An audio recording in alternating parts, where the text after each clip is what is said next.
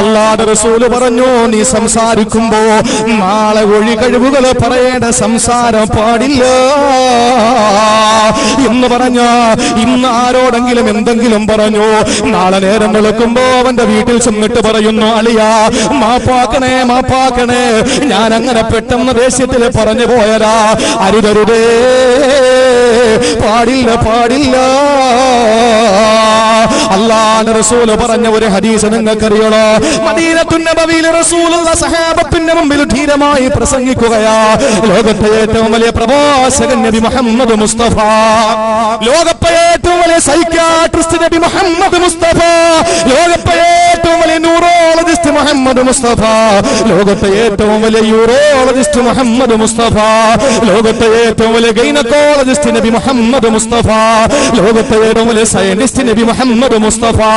അല്ലാഹുവിന്റെ റസൂൽ ഏറ്റവും വലിയ പ്രഭാഷകനാണ്, ഏറ്റവും വലിയ പ്രഭാഷകനാ.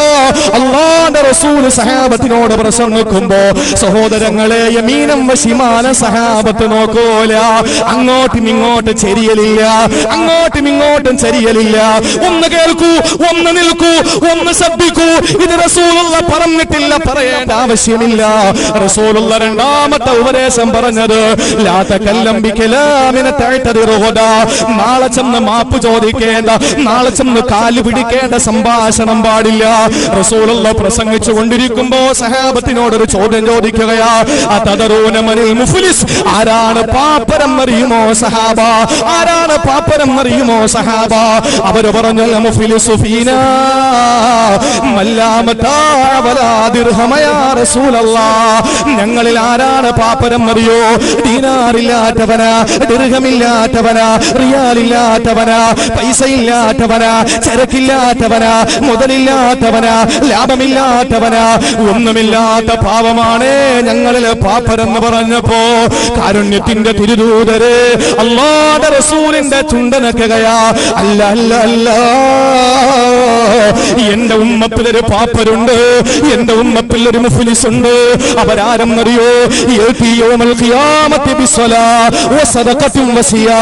അല്ലാഹുവിന്റെ റസൂൽ പറയുന്ന നാളെ പരലോകത്ത് നിസ്കാരത്തിന്റെ കൂമ്പാരവുമായി വരുന്ന, നോമ്പിന്റെ കൂമ്പാരവുമായി വരുന്ന, സദഖയുടെ ദാനധർമ്മത്തിന്റെ പാവപ്പെട്ട പെണ്ണിനെ കെട്ടിക്ക, കഷ്ടപ്പെടുന്നവന്റെ പ്രയാസം അനുഭവിക്കുന്ന, ദുരിതം അനുഭവിക്കുന്നവന്റെ കണ്ണീരൊപ്പ അവന്റെ ജീവിതത്തിൽ എല്ലാ അർത്ഥത്തിലും ഒന്ന് സഹായിക്ക, പെണ്ണിനെ കെട്ടിക്ക, പള്ളിക്കൂടം കെട്ടാൻ, പള്ളികൾക്ക് വേണ്ടിയിട്ട് പുരമേഞ്ഞു കൊടുക്ക, എല്ലാത്തിനും സഹായിക്കുന്ന ദാനധർമ്മങ്ങളുമായി ഒരുത്ത നാളെ പരലോകത്ത് വരും. എന്നിട്ടോ കലുഷതമാരാ, അവൻ നിസ്കാരമുണ്ട് ശരിയാ, അവന് നോമ്പുണ്ട് ശരിയാ, അവന് ദാനധർമ്മങ്ങളുണ്ട് ശരിയാ, പക്ഷേ അതോടൊപ്പം അവന് ഗീബത്ത് പറഞ്ഞവരാ, അവന് പരദൂഷണം പറഞ്ഞവരാ, അവന് പച്ചമാംസം തിന്നവരാ, അവന് മറ്റുള്ളവരെ ആക്ഷേപിച്ചവരാ, അവരെ വിമർശിച്ചവരാ, അവരെ ഒറ്റപ്പെടുത്തിയവരാ, അവരെ കുറ്റപ്പെടുത്തിയവരാ, അവനെ ഒളിഞ്ഞു തെളിഞ്ഞും ആക്ഷേപിച്ചവനാണ്. അവന് നാളെ പരലോകത്ത് വരുമ്പോ അവന്റെ നിസ്കാരം അല്ലാഹുവിന്റെ റസൂൽ പറയുന്നു, ആരെ പറ്റിയാണോ പരദൂഷണം പറഞ്ഞത് അവൻ അല്ലാഹുവിന്റെ നിസ്കാരം എടുത്തു കൊടുക്കുകയാ, ആരെ പറ്റിയാണോ യേശനി പറഞ്ഞത് അവനവന്റെ നോമ്പെടുത്തു കൊടുക്കുകയാ. ഇങ്ങനെ ലൈൻ ലൈനായി വരി വരിയായി നിരനിരയായി ക്യൂക്യൂവായി നിൽക്കുകയാ. ആ സമയത്ത് ഓരോരുത്തരും വന്നിട്ട് പറയുകയാണ്, ഇവൻ ഇന്നതെന്നെ പറ്റി പറഞ്ഞു പടച്ചോനെ. നോക്കുമ്പോൾ അവന് ലക്ഷക്കണക്കിന് രൂപ പാവപ്പെട്ടവന് കൊടുത്തതിന്റെ ദാനധർമ്മത്തിന്റെ കണക്കുണ്ട്. അവന്റെ അക്കൗണ്ടിൽ നിന്നും അത് മുഴുവനും അല്ലാഹു പറിച്ചെടുത്തവന് കൊടുക്കുകയാ. നോക്കുമ്പോൾ വരി തീർന്നിട്ടില്ല, നോക്കുമ്പോൾ നിര തീർന്നിട്ടില്ല. ഇവന്റെ കയ്യിൽ നിസ്കാരം തീർന്നു, ഇവന്റെ കയ്യിൽ നോമ്പ് തീർന്നു, ഇവന്റെ കയ്യിൽ എല്ലാം തീർന്നിരിക്കുകയാ. അങ്ങനെ വരുമ്പോ പടച്ചവനെ ഹൈക്കമുൽ ഹാക്കിമീന, അല്ലാഹു സർവനീതിമാനാ, അല്ലാഹു ലോകത്തെ ഏറ്റവും വലിയ നീതിമാനാ. അല്ലാഹു എന്ത് ചെയ്യുമെന്നറിയോ? യവനിന് കൊടുക്കാൻ അമലുകളില്ല, വാങ്ങാൻ ആളുകളുണ്ട്. ആ സമയത്ത് മുത്തുനബി പറയുകയാണ്, സഹാബത്തെ, വന്നവന് കുറെ പാപങ്ങളുണ്ട്, വന്നവന് കുറെ തിന്മകളുണ്ട്, വന്നവന് കുറെ ഒരുപാട് കാര്യങ്ങളുണ്ട്. അതെല്ലാം കൂടിയെടുത്ത് യവന്റെ തലയിലേക്ക് വെച്ചു കൊടുക്കുമെന്ന് മുഹമ്മദ് മുസ്തഫ.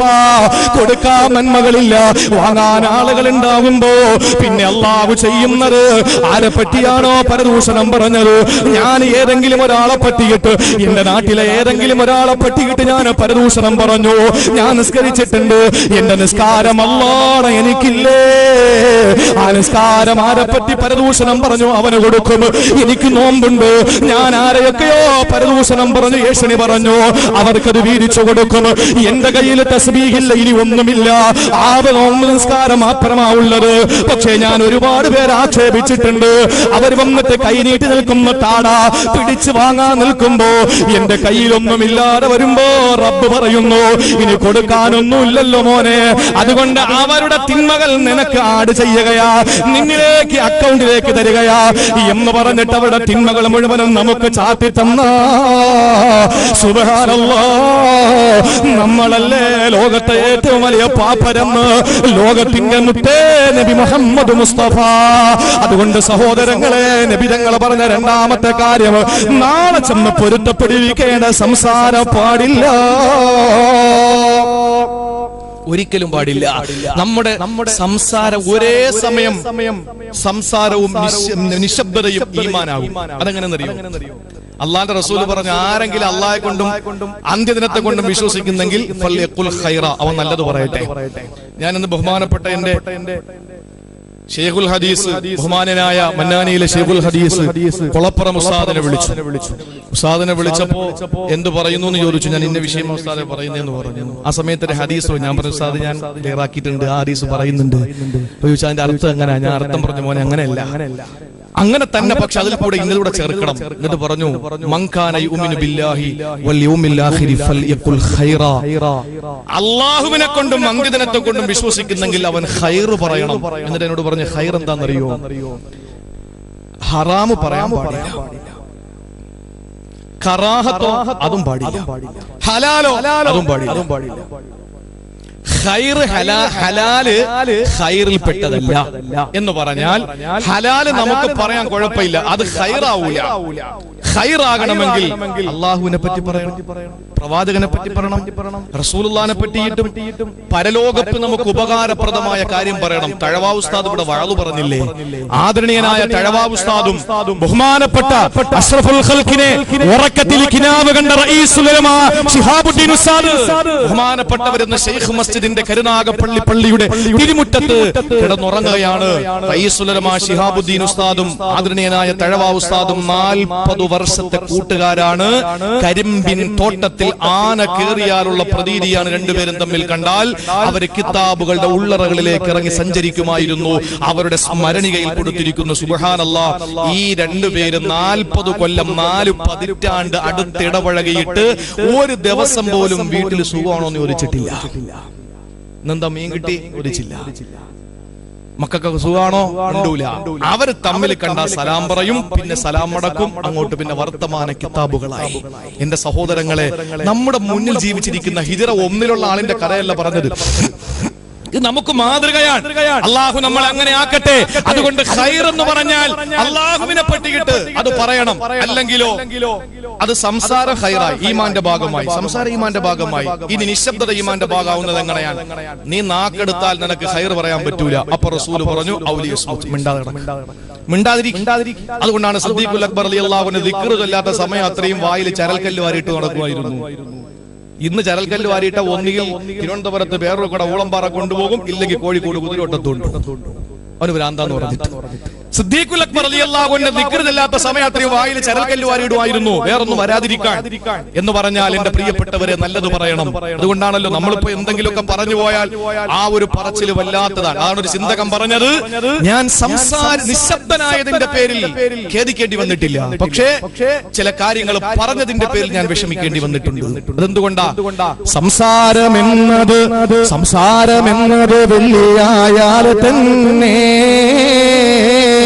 മിണ്ടാതിരിക്കൽ സ്വർണമാണ് പൊന്നേ. സംസാരമെന്നത് വെള്ളിയായാൽ തന്നെ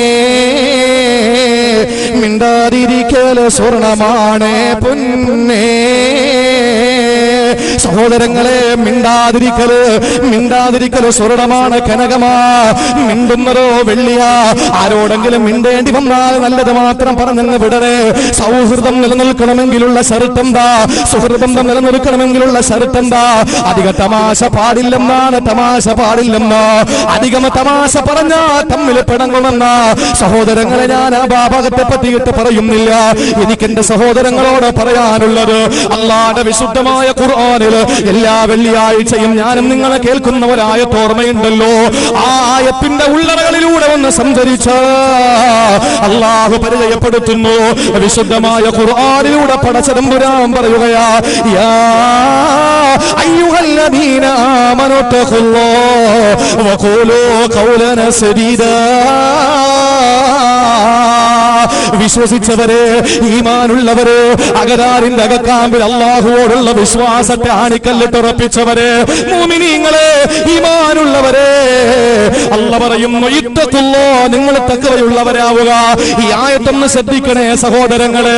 ഖുർആനിന്റെ ആളുകാർ പറഞ്ഞിട്ട് കാര്യമില്ല, ഖുർആൻ മുറുകെ പിടിക്കുന്നവരാന്ന് പറഞ്ഞിട്ട് കാര്യമില്ല. നിവർത്തി വെച്ചിട്ടൊന്ന് ഓതി പഠിക്കാൻ ശ്രമിക്കണേ. മുറുകെ പിടിച്ചിട്ടല്ല കാര്യമുള്ളത്, അത് നിവർത്തി വെച്ചിട്ടൊന്ന് ഓതി പഠിക്കാൻ ശ്രമിക്കണേ. ഖുർആൻ, അല്ലാഹുവിന്റെ വിശുദ്ധമായ ഖുർആൻ, ലോകം ദാഹിച്ചുകൊണ്ടിരുന്ന മോചന സരണിയുണ്ടല്ലോ. പുരാതന കാലത്തെ പ്രാകൃതന്റെ പുരോഗമന കാലത്തെ പരിഷ്കൃതന്റെ മനോമുഖരത്തിൽ പരിവർത്തനത്തിന്റെ പടകധ്വനി മുഴക്കിയ ലോകം ദാഹിച്ചുകൊണ്ടിരുന്ന വിമോചന സരണി വിശുദ്ധ ഖുർആൻ. ആ ഖുർആൻ ലോകത്തോട് വിളിച്ചു പറയുകയാ, ഈമാനുള്ളവരെ, നിങ്ങൾ തഖ്വയുള്ളവരാവുക. എന്നിട്ട് അല്ലാഹു പറഞ്ഞതെന്നറിയോ? വഖൂലൂ ഖൗലൻ സദീദാ. നിങ്ങൾ നല്ലത് മാത്രം നിങ്ങൾ പറയണേ. ഇവിടെ ശ്രദ്ധിക്കാൻ വേണ്ടി ഞാനൊരു മിനിറ്റ് നിങ്ങളെ ഖുർആനിന്റെ ലോകത്ത് കൊണ്ടുപോട്ടെ. ഖുർആനിന്റെ വരികൾക്കിടയിലൂടെ ആഴത്തിലൊന്ന് ഊളിയിട്ട് നമുക്കൊന്ന് ഇറങ്ങിയാലോ? വിളിച്ചത് ആരെയാണ്? മുഅ്മിനീങ്ങളെയാ. എന്നിട്ട് അല്ലാഹു പറഞ്ഞത് തഖ്വയുള്ളവരാകാനാ. മൂന്നാമത് അല്ലാഹു പറഞ്ഞത് നാവ് നന്നാക്കാനാ. നാവ് നന്നാക്കിയാലേ തഖ്വ വരികയുള്ളൂ. തഖ്വ വരണോ? അവൻ ഈമാൻ വരണം. ഈമാനുള്ളവനെ തഖ്വയുണ്ടാകൂ. തഖ്വയുള്ളവനെ അവനെ സംസാരം ശ്രദ്ധിക്കാൻ കഴിയൂ. എന്നിട്ട് അല്ലാഹു പറഞ്ഞതെന്ത്? നിങ്ങൾ നല്ലത് പറഞ്ഞ, നിങ്ങൾ തഖ്വയുള്ളവരായ അല്ലാഹു രണ്ട് ഓഫർ തരികയാ. യുസ്ലിഹു ലക്കും അഅമാലക്കും. നിങ്ങൾ തൊടുന്നത്, പിടിക്കുന്നത്, കാണുന്നത്, കേൾക്കുന്നതുമെല്ലാം സൽപ്രവൃത്തിയാണ്. അത് സുഹൃതമാകുന്നതാ. അതിനിടയിൽ എന്തെങ്കിലും മനുഷ്യന്റെ ഏതെങ്കിലും മനുഷ്യവശാൽ, മനുഷ്യനാണല്ലോ, അവന്റെ ജീവിതത്തിൽ എന്തെങ്കിലും ചെറിയ പാകപ്പിഴവുകൾ വന്നു പോയാ, യഗ്ഫിറുലക്കും ദുനൂബക്കും, നിങ്ങളുടെ പാപങ്ങളല്ല പുറത്തു തരുന്നതാ. എന്തേ? അല്ലാഹു ഈമാനുള്ളവരെ വിളിച്ചിട്ട് രണ്ട് കാര്യം പറഞ്ഞു. ഒന്ന് തഖ്വയുണ്ടാകാ, തഖ്വ ഹൃദയത്തിലാണ്. രണ്ടാമത് പറഞ്ഞത് നാവിനെ സൂക്ഷിക്കാ. നാവ് വായ്ക്കകത്താണ്. സഹോദരങ്ങളെ, നാവും ഹൃദയവും തമ്മിലൊരു ബന്ധമുണ്ട്. ആ ബന്ധമേതെന്നല്ലേ? ഇന്നൽ കലാമ ഫിൽ ഫുആദി വഇന്നമാ ജുഇലൽ ലിസാനു അലൽ ഫുആദി ദലീലാ. ഇന്നൽ കലാമ ഫിൽ ഫുആദി വഇന്നമാ ജുഇലൽ ലിസാനു അലൽ ഫുആദി ദലീലാ. നാവ് കൊണ്ടെന്ത് പറഞ്ഞു? നാവ് ഹൃദയത്തിന്റെ ദൂതനാണ്. ഹൃദയം രാജാവാണ്, നാവതിന്റെ ദൂതനാണ്. ഹൃദയത്തിൽ എന്താണോ ചിന്തിക്കുന്നത് അതാണ് നാവിലൂടെ പുറത്തു വരുന്നത്. സഹോദരങ്ങളെ, അതുകൊണ്ട് ഒരാൾക്ക് വിഷമുണ്ടാകുന്ന ഒന്നും നമ്മൾ പറയാൻ പാടില്ല. ഒരാൾക്ക് സങ്കടം വരുന്ന ഒന്നും നമ്മൾ പറയാൻ പാടില്ല. അതുകൊണ്ടാണ് മഹാനായ ഖസംബസരി തങ്ങൾ പറഞ്ഞത്, ബുദ്ധിയുള്ളവന്റെ അടയാളം എന്താണ്? അവന്റെ നാവ് ഹൃദയത്തിന്റെ പിന്നിൽ ഒളിച്ചിരിക്കുകയാണ്. ഇന്ന ലിസാനൽ ഹകീമി മിൻ വറാഇ ഖൽബിഹി. ബുദ്ധിമാന്റെ ഹൃദയത്തിന്റെ പിന്നിൽ നാവ് ഒളിച്ചിരിക്കുകയാണ് എന്ന് പറഞ്ഞാൽ, ഒരു കാര്യം പറയണമെങ്കിൽ ഹൃദയത്തോട് 10 വട്ടം ചോദിക്കും, അതിലൊരു വട്ടേ പറയൂ. അറിയുന്നതെല്ലാം പറയരുത്, പറയുന്നതെല്ലാം അറിയണം. അറിയുന്നതെല്ലാം പറയരുത്, പറയുന്നതെല്ലാം അറിയണം എന്ന് പറഞ്ഞാൽ, എന്റെ പ്രിയപ്പെട്ട സഹോദരങ്ങളെ, ഹൃദയത്തിന്റെ തൊട്ടുപിറകിലാണ് ബുദ്ധിമാന്റെ നാവുള്ളത്. എന്ത് പറയണമെങ്കിലും 1000 വട്ടം ഹൃദയത്തോട് ചോദിക്കും. ഹൃദയം അനുവാദം കൊടുത്താൽ നാക്ക് പുറത്തോട്ട് പറയും. എന്നാൽ വിഡ്ഢിയുടെ നാവോ, വിഡ്ഢിയുടെ ഹൃദയമോ, ഇന്നൽ ജാഹില ഖൽബുഹു മിൻ ത്വറഫി ലിസാനിഹി. വിവരം കെട്ടവന്റെ, വിഡ്ഢിയുടെ ഹൃദയം തന്നെ ഇരിക്കുന്ന നാക്കിന്റെ അഗ്രഭാഗത്താണ്. അതുകൊണ്ടാണ് പെട്ടെന്ന് എന്തെങ്കിലുമൊക്കെ വിളിച്ചു പറയുന്നിട്ട് പറയും അളിയാ അള്ളാഹ് മാപ്പാക്കണേ, ഞാൻ അറിയാതെ സോറി എന്ന് പറഞ്ഞിട്ട് 2 വാക്ക് 2 വേർഡ് 2 അക്ഷരം ഇത് ഉള്ളത് കൊണ്ടാണ് നമ്മൾ പിടിച്ചിരിക്കുന്നത്. സോറി എന്ന് പറയുന്ന 2 അക്ഷരവും ഖാല എന്ന് പറയുന്ന 2 അക്ഷരവും. ഖലാ വിട്ടാലോ പിന്നെ സ്കരിക്കാമല്ലോ. സോറി എന്ന് പറഞ്ഞാൽ ഒരു തന്നെ എന്ത് ചെയ്തിട്ട് സോറി എന്ന് പറഞ്ഞാൽ എല്ലാം അതിൽ തീരും അല്ലേ? പടപ്പുകളോട് സോറിയും അള്ളാഹയോട് ഖലായും. എന്റെ പ്രിയപ്പെട്ട സഹോദരങ്ങളെ, ഒരു കാര്യം നമ്മൾ ചിന്തിച്ചോളി, നമ്മുടെ ഹൃദയത്തിന്റെ പിന്നിലാകണം നമ്മുടെ നാവ്.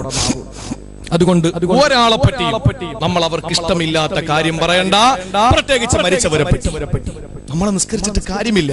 ഞാനിപ്പോ പള്ളിയിൽ ഖുതുബ ഓതി വാളൊക്കെ പിടിച്ച് ഇങ്ങനെ ഖുതുബ ഓതിയതിനു ശേഷം പുറത്തിറങ്ങിയിട്ട് ഞാൻ ആരെങ്കിലും പറ്റി ഫസാദ് പറഞ്ഞാൽ ആ വാളോടുകൂടി അങ്ങ് പോയി, ആ ഖുതുബ കിതാബോട് കൂടി കാര്യം പോയി.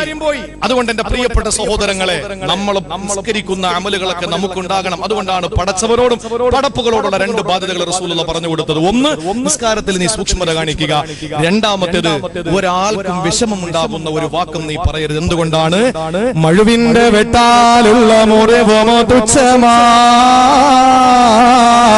നാവിന്റെ വെട്ടാലുള്ളതെന്നോ മെച്ചമാ. ഒരു നാവ് കൊണ്ടൊരാൾക്ക് വെട്ടുകിട്ടിയ, ഒരു നാക്ക് കൊണ്ട് എന്തെങ്കിലും പറഞ്ഞു പോയാൽ ആ മുറിവ് പിന്നെ ജീവിതത്തിൽ ഉണങ്ങുന്നതല്ല. അവന്റെ ശരീരത്തിൽ വാള് കൊണ്ട് വെട്ടിയ, ഇന്ന് സഹോദരങ്ങളെ ശാസ്ത്രം വളർന്നിരിക്കുകയാണ്, പുരോഗമനത്തിലാണ്. പെട്ടെന്ന് എന്നെ തുന്നിച്ചേർത്ത് റെഡിയാക്കി തരും. കസ്തൂർബ മെഡിക്കൽ കോളേജ് മംഗലാപുരം എന്നോട് വാഴ്ന്നു പറഞ്ഞിട്ടുണ്ട്. ആ കസ്തൂർബ മെഡിക്കൽ കോളേജിന്റെ അടുത്ത ഏറ്റവും വലിയൊരു ഡോക്ടർ ഉണ്ട്. അദ്ദേഹം സാധാരണക്കാരനല്ല. ഹൈവേയിൽ, കാസർഗോഡ് ജില്ലയിൽ ഹൈവേയിൽ വെച്ചൊരു അപകടത്തിൽ ബൈക്ക് യാത്രികന്റെ ലിംഗം തെറിച്ചുപോയി. പെട്ടെന്ന് കസ്തൂർബ മെഡിക്കൽ കോളേജിൽ കൊണ്ടുപോയി. ആ സമയത്ത് അദ്ദേഹം തിയേറ്ററിലോട്ട് കയറ്റിയിട്ട് പറഞ്ഞു 10 മിനിറ്റ് ഇപ്പൊ ശരിയാക്കി തരാന്ന് പറഞ്ഞു. ഒരു വിരലുണ്ടല്ലോ, വിരൽ മുറിച്ചിട്ട് ലിംഗം ഉണ്ടാക്കി കൊടുത്തു, ഉദ്ധാരണ ശേഷി ഉണ്ടാക്കി കൊടുത്തു. ശാസ്ത്രം പുരോഗമിച്ചു. ലോക ചരിത്രത്തിൽ ആദ്യമായിട്ട് ആകാശത്തിന് താഴെ ഭൂമിക്ക് മുകളിൽ 2020 ഒരു അത്ഭുതം നടക്കാൻ പോകുന്നു. നമ്മൾ ജീവിച്ചിരിക്കുമെങ്കിൽ ഇൻഷാ അല്ലാഹ് കാണാം. ലോകത്തെ ആദ്യത്തെ തല മാറ്റിവെക്കൽ ശസ്ത്രക്രിയ ഇവിടെ എല്ലാ പടിഞ്ഞാറ് രാജ്യത്തിലാണ്. 40 ഡോക്ടർമാർ 20 ദിവസത്തെ പരിശ്രമമായി വജ്ര കത്തിവെച്ച് ലോകത്താദ്യമായി തലമാറ്റിവെക്കൽ ശസ്ത്രക്രിയ നടത്തുകയാണ്. എന്ന് പറഞ്ഞാൽ എന്റെ പ്രിയപ്പെട്ട സഹോദരങ്ങളെ, കഴുത്തിന് താഴോട്ട് തളർന്നുപോയ ഒരു സഹോദരൻ, അദ്ദേഹത്തിന്റെ തലയ്ക്ക് പ്രശ്നമൊന്നുമില്ല. വേറെ ഒരാള് തല ഉപയോഗമില്ല, കഴുത്തിന് താഴോട്ട് നല്ല ആരോഗ്യമാണ്, കൈയൊക്കെ അനങ്ങും. ഈ മനുഷ്യന് അദ്ദേഹത്തിന്റെ തല വെച്ചു കൊടുക്കുക. ലോകത്തെ ആദ്യത്തെ തലമാറ്റിവെക്കൽ ശസ്ത്രക്രിയ നടക്കാൻ പോവാണ്. അത്ഭുതമല്ലേ പ്രിയപ്പെട്ട സഹോദരങ്ങളെ? ലോകത്ത് അത്ഭുതമല്ലേ നടക്കാൻ പോകുന്നത്? അതുകൊണ്ട് എത്ര വെട്ട് കിട്ടിയവനും തുന്നിച്ചേർത്തെല്ലാം റെഡിയാക്കി കൊടുക്കും. പക്ഷേ നാവ് കൊണ്ട് ഒരാളെ എന്തെങ്കിലും പറഞ്ഞ് അവന്റെ മനസ്സിലൊരു മുറിവ് വീണുപോയാൽ അള്ളാഹു സത്യം അത് മാറൂല. അതുകൊണ്ട് മരിച്ചവരാകട്ടെ, ജീവിച്ചിരിക്കുന്നവരാകട്ടെ, ജനിക്കാൻ പോകുന്നവരാകട്ടെ, അതാണ് ജനിക്കാൻ പോകുന്നവരാകട്ടെ, ആരെയും ഒരിക്കലും നമ്മളൊന്നും പറയാൻ പാടില്ല. ഒരൊറ്റ സംഭവം കൂടി ഞാൻ പറഞ്ഞുകൊണ്ട് ഇൻഷാ അല്ലാഹ്, മരണപ്പെട്ടവരെ ഇന്ന് നമ്മൾ എത്രയോ ആളുകൾ എന്നിട്ട് പറയും അല്ലാഹു പുറത്തു കൊടുക്കട്ടെ പടച്ചോനെ അദ്ദേഹം മരണപ്പെട്ടു പോയാ, എന്നിട്ട് നമ്മൾ ഇങ്ങനെ അങ്ങോട്ട് 2 മണിക്കൂർ അവരെ പറ്റി പറയും. ചിലർക്ക് ഒരു മഹാനെടുത്ത് വന്നിട്ട് ഒരാൾ പറഞ്ഞു, എനിക്ക് ഒരാൾ വന്നിട്ട് നിങ്ങളെ പറ്റി ഇന്നത് പറഞ്ഞു എന്ന് പറഞ്ഞപ്പോ അദ്ദേഹം പറഞ്ഞു, എനിക്ക് ആരെങ്കിലും എന്തെങ്കിലും പറയണമെന്ന് തോന്നിയാൽ, ശ്രദ്ധിച്ചു കേൾക്കണേ, ഞാൻ എന്റെ വാപ്പായുമായും പറയും. അപ്പൊ ആളുകൾ ചോദിച്ചു, എന്തിനാ നിന്റെ വാപ്പായുമായി നീ പറയുന്നത്? അപ്പൊ അദ്ദേഹം പറഞ്ഞു, ഞാൻ കേട്ടിട്ടുണ്ട്, ഞാൻ എന്തെങ്കിലും അമല് ചെയ്തിട്ടുണ്ടെങ്കിൽ ആ അമല് ഞാൻ ആരെപ്പറ്റി എന്തെങ്കിലും പറഞ്ഞ അവർക്കെടുത്ത് കൊടുക്കും. ഞാൻ കഷ്ടപ്പെട്ട് സുബഹിക്ക് വന്ന നിസ്കാരം, ഞാൻ കഷ്ടപ്പെട്ട് കൊടുത്ത ദാനധർമ്മം, ഇതൊക്കെ എന്തിനാ വെളിയിൽ കൊടുക്കുന്നത്? ഇരിക്കുന്നെങ്കിൽ ഉമ്മ ഇരിക്കട്ടെ. അതുകൊണ്ട് എനിക്ക് ആരെപ്പറ്റി എന്തെങ്കിലും പറയണമെന്ന് തോന്നിയാൽ ഞാൻ എന്റെ ഉമ്മയെ പറ്റി പറയും, എന്റെ വാപ്പായെ പറ്റി പറയും. നിസ്സാരമല്ല വാക്കുകൾ, നിസ്സാരമല്ല എന്റെ പ്രിയപ്പെട്ട സഹോദരങ്ങളെ. അതുകൊണ്ട് നമുക്ക് ഇബാദത്തുകൾ മറ്റാർക്കും കൊടുക്കാനില്ല. നമ്മൾ നുള്ളിയും പിടിച്ചൊക്കെ ഇങ്ങനെ എടുക്കുന്ന ഈ സാധനം മറ്റുള്ളവർക്ക് കൊടുക്കണമെന്ന് പറഞ്ഞാൽ കഷ്ടമല്ലേ? അതുകൊണ്ട് നമുക്ക് നിർത്താം. അള്ളാഹു തൗഫീഖ് നൽകി അനുഗ്രഹിക്കുമാറാവട്ടെ. പ്രത്യേകിച്ച് മരിച്ചവരെ പറ്റിയിട്ട് ഇമാം മാലിക് റഹ്മത്തുള്ളാഹി അലൈഹിയുടെ കാലമാണ്. ഇമാം മാലിക് റഹ്മത്തുള്ളാഹി അലൈഹിയുടെ കാലമാണ്. മദീനയിലെ സംഭവം നടക്കുകയാണ്. ശ്രദ്ധയോടെ കേൾക്കണേ. മദീനത്തൊരു പെണ്ണ് മരണപ്പെട്ടു. നഷ്ടപ്പെടുകയാ. എല്ലാവരും വളരെ സങ്കടത്തിലാണ്, വേദനയിലാണ്. ആ പെണ്ണ് മരണപ്പെട്ടു പോയി. സഹോദരങ്ങളെ, അരമണിക്കൂർ 30 മിനിറ്റ് മാത്രമാണ് എനിക്ക് ഇനി അവശേഷിക്കുന്നത്. ശ്രദ്ധയോടെ കേട്ടുകൊള്ളണേ. മദീനയിൽ ഒരു പെണ്ണ് മരണപ്പെട്ടു പോയി. മാലിക്കിന്റെ കാലമാ. ആ പെണ്ണിനെ മയ്യത്ത് കുളിപ്പിക്കാനുള്ളത് പെണ്ണുങ്ങളാണല്ലോ. നമ്മുടെ നാട്ടിലും അങ്ങനെയാണല്ലോ. അങ്ങനെ ഏതോ ഒരു പെണ്ണ് മയ്യത്ത് കുളിപ്പിക്കാൻ വേണ്ടിയിട്ട് മയ്യത്ത് കിടത്തിയിട്ട് 4 ഭാഗം മറച്ചിട്ട് ആ മറയുടെ പുരക്കകത്ത് കയറുകയാ. ആ മറപ്പുരക്കകത്ത് കയറുകയാ. എന്നിട്ട് ആ മയ്യത്തിനെ കുളിപ്പിച്ചുകൊണ്ടിരിക്കുമ്പോ ഒരു ശബ്ദം കേൾക്കുകയാണ്. സുബ്ഹാനല്ലാഹ്, എന്ത് ശബ്ദമാണ് കേട്ടത്? ആളുകൾ ഓടിക്കൂടുകയാ. മയ്യത്ത് തുണിയെടുത്ത് കഫൻ പുടവയെടുത്ത് നിവർത്തി വെച്ച് അതിലേക്ക് മയ്യത്തിനെ കുളിപ്പിച്ചിട്ട് പഞ്ഞി വെച്ചകത്ത് തരുമ്പോ ആ മയ്യത്തിനെ എടുത്ത് ആ തുണിയിൽ വെച്ച് പൊതിഞ്ഞെടുത്ത് പള്ളിയിൽ കൊണ്ടുപോകാൻ ആണുങ്ങൾ റെഡിയായി നിൽക്കുകയാ. ആ സമയത്താണ് മയ്യത്ത് കുളിപ്പിക്കുന്ന പുരയിൽ നിന്നൊരു ശബ്ദം കേൾക്കുകയാണ്. എന്ത് ശബ്ദമാണ് കേട്ടതെന്നറിയാൻ വേണ്ടിയിട്ട് കുറെ സ്ത്രീകൾ ഓടിയടുത്തേക്ക് വരുമ്പോ, അല്ലാഹുവേ, മയ്യത്തിന്റെ ശരീരത്തിന്റെ രഹസ്യഭാഗത്തില് മയ്യത്ത് കുളിപ്പിച്ച പെണ്ണിന്റെ കൈ ഇങ്ങനെ ഒട്ടിച്ചേർന്നിരിക്കുകയാ. മയ്യത്ത് കുളിപ്പിച്ചുകൊണ്ടിരുന്ന പെണ്ണിന്റെ കരമുണ്ടല്ലോ, ആ കൈ മയ്യത്തിന്റെ രഹസ്യഭാഗ ഔറത്തിൽ ഒട്ടിച്ചേർന്നിരിക്കുകയാ. ആ പെണ്ണ് വല്ലാതെ നിലവിളിക്കുകയാ. പെണ്ണുങ്ങളല്ലേ ബുദ്ധി കുറവാ. ഇത് ഞാൻ പറഞ്ഞതല്ല. മുഹമ്മദ് മുസ്തഫ റസൂലുള്ള പറഞ്ഞു, പെണ്ണുങ്ങളെ അവർക്ക് ദീനും കുറവാണ്, ബുദ്ധിയും കുറവാ. ഇന്നേ വരെ കള്ളം പറഞ്ഞിട്ടില്ല. റസൂലുള്ളാഹിയാണ് പറഞ്ഞത്, ബുദ്ധി കുറവും അതുപോലെ ദീനും കുറവാണ്. ദീൻ കുറവ് എന്നതിന്റെ അടയാളമാണ് 30 നോമ്പ് വരുമ്പോ 7 നോമ്പ് അവർക്ക് പിടിക്കാൻ പറ്റൂല. ദിവസത്തിൽ മാസത്തിൽ 7 ദിവസത്തെ നിസ്കാരം അവർക്ക് പറ്റൂലല്ലോ. അത് ദീനിന്റെ കുറവാണ്. ബുദ്ധിയുടെ കുറവിന്റെ കാരണം പറഞ്ഞത്. സഹോദരങ്ങളെ, ഒരാളെ പിറ കണ്ടെന്ന് പറഞ്ഞാ വിശ്വസിക്കാ. പെണ്ണാണോ 2 പേര് പറയണം കണ്ടെന്ന്. ഒന്നിന് പെണ്ണാണെങ്കിൽ 2 ആണ്. അവർക്ക് ബുദ്ധി കുറവുന്നതിന്റെ ലക്ഷണമാണ്. സഹോദരങ്ങളെ, പെണ്ണിന് ബുദ്ധി കുറവാണല്ലോ. പെണ്ണുങ്ങൾ വന്നിട്ട് പറഞ്ഞു, എന്താണിപ്പോ ചെയ്യാൻ കഴിയുക? അതിൽ ഒരു സ്ത്രീ പറഞ്ഞു, ആ മയ്യത്തിന്റെ രഹസ്യ ഭാഗം അങ്ങ് മുറിച്ചു കളയാ. കാരണം എന്തേ? മരിച്ചു പോയതല്ലേ, പിന്നെ പ്രശ്നമില്ലല്ലോ. ആ മയ്യത്തിന്റെ ഔറപ്പങ്ങ് മുറിച്ചാലോ? ഒരാള് പറഞ്ഞു, വേണ്ട, മയ്യത്തല്ലേ, മെല്ലെ മെല്ലെയല്ലേ മയ്യത്ത് കുളിപ്പിക്കാനും പാടുള്ളൂ. അതുകൊണ്ട് ജീവിച്ചിരിക്കുന്ന പെണ്ണിന്റെ കുളിപ്പിച്ച പെണ്ണിന്റെ കൈപ്പത്തി അങ്ങ് മുറിച്ചു കളയാ. അങ്ങനെ വന്നപ്പോ ആണുങ്ങൾ ഇടപെട്ടു. ആണുങ്ങൾ പറഞ്ഞു, പള്ളിയിൽ ഉസ്താദ് ഉണ്ടല്ലോ, ഉസ്താദ് പറയട്ടെ, പണ്ഡിതന്മാര് പറയട്ടെ. ഇമാം മാലിക്കിന്റെ കാലമാണ്. ഇമാം മാലിക്കിന്റെ അടുത്തെത്തി. ഇമാം മാലിക് റഹ്മത്തുള്ളാഹി അലൈഹിയോട് പറഞ്ഞു വിവരം. ഇമാം മാലിക് പെട്ടെന്ന് എഴുന്നേറ്റ് ഓടുകയാ. നേരെ മയ്യത്തിന്റെ വീട്ടിൽ വന്നു. വന്നിട്ട് ആ മറയുടെ പിന്നിൽ നിന്നുകൊണ്ട് മയ്യത്ത് കുളിപ്പിച്ച പെണ്ണിനോട് കാര്യം ചോദിച്ചു. എന്താ പെണ്ണെ സംഭവിച്ചത്? എന്റെ സഹോദരിമാരെ ശ്രദ്ധയോടെ കേൾക്കണേ. വാപ്പ മരിക്കുമ്പോ മയ്യത്ത് കുളിപ്പിക്കേണ്ടത് പൊന്നുമോനാ. ഉമ്മ മരിക്കുമ്പോൾ മയ്യത്ത് കുളിപ്പിക്കേണ്ടത് പൊന്നുമോളാ. അല്ലാതെ പുറത്തു നിന്ന് ആളുകളെ വിളിച്ചു വരുത്തിയിട്ട് മയ്യത്ത് കുളിപ്പിക്കേണ്ടി വരുന്ന ഗതികേടുണ്ടല്ലോ. ഒരു മയ്യത്ത് കൊണ്ടുവച്ചു. ഇവിടെ എല്ലാ വേറൊരു നാട്ടിലാണ്, ഈ ജില്ലയിലുമല്ല. ആ സ്ഥലത്ത് കൊണ്ട് മയ്യത്ത് വെച്ചു. എന്നിട്ട് ഉസ്താദ് പ്രസംഗിച്ചിട്ട് ചോദിച്ചു, എവിടെ മയ്യത്ത് നിസ്കരിക്കേണ്ട മോൻ എവിടെ?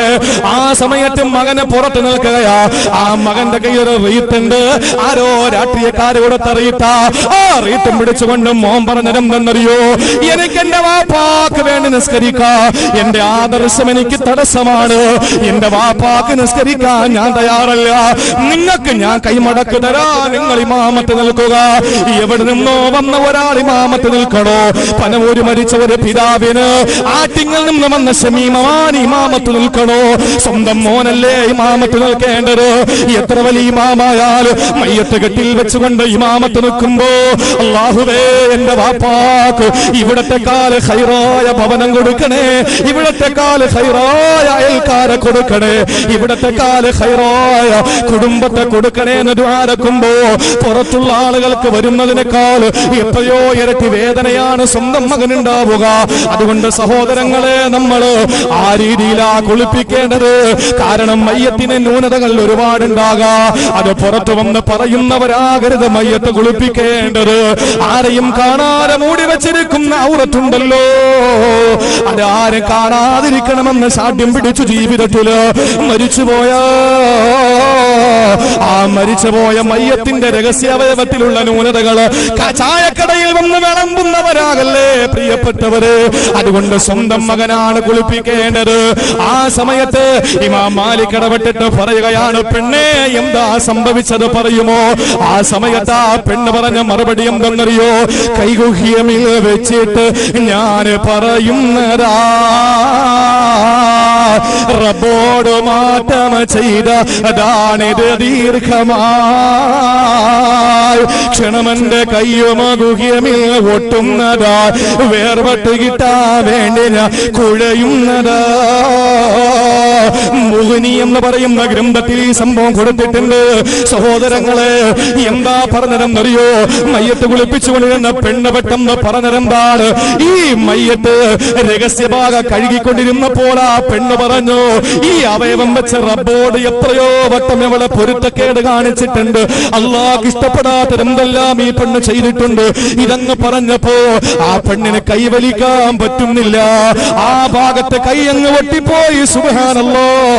ഇമാം മാലിക് അവിടെ നിന്നുകൊണ്ട് പറഞ്ഞു, ഈ പെണ്ണിനെ 80 അടി അടിക്കുക, 80 അടി അടിക്കുക. സഹോദരങ്ങളെ, 80 അടി അടിക്കാൻ തീരുമാനിച്ചു. 1 അടി കഴിഞ്ഞു, 2 അടി കഴിഞ്ഞു, 10 അടി കഴിഞ്ഞു. അങ്ങനെ 60ഉം 70ഉം അടി കഴിഞ്ഞിട്ട് 79ാമത്തെ അടി അടിച്ചിട്ടും കൈമാറുന്നില്ല. 80ാമത്തെ അടി അങ്ങ് പൂർത്തീകരിച്ചപ്പോൾ, അപവാദം പറഞ്ഞതിന്റെ അടി 10 അടി അങ്ങ് പൂർത്തീകരിച്ചപ്പോൾ അൽഹംദുലില്ലാഹ് രഹസ്യഭാഗത്ത് നിന്ന് കൈ വേർപെട്ട് വരികയാ. സഹോദരങ്ങളെ, ഞാൻ പറഞ്ഞത് ഒരാൾക്കും വേദനയുള്ള കാര്യം പറയല്ലേ. ആരും അറിഞ്ഞതാകൂല, ആരും ചിന്തിച്ചതാകൂല. ഇനി അഥവാ അറിഞ്ഞെങ്കിൽ തന്നെ നമ്മൾ പറയണ്ട. അതുകൊണ്ട് ജീവിതത്തിൽ രണ്ടാമത് സൂക്ഷിക്കേണ്ടത്, അല്ലാഹുവിന്റെ റസൂല് പറയുന്നു, ലാ തകല്ലമ തഅ്തദിറു ഗദാ. നാളെ ഒഴികഴിവുകൾ പറയേണ്ടി വരുന്ന സംസാരം പാടില്ല.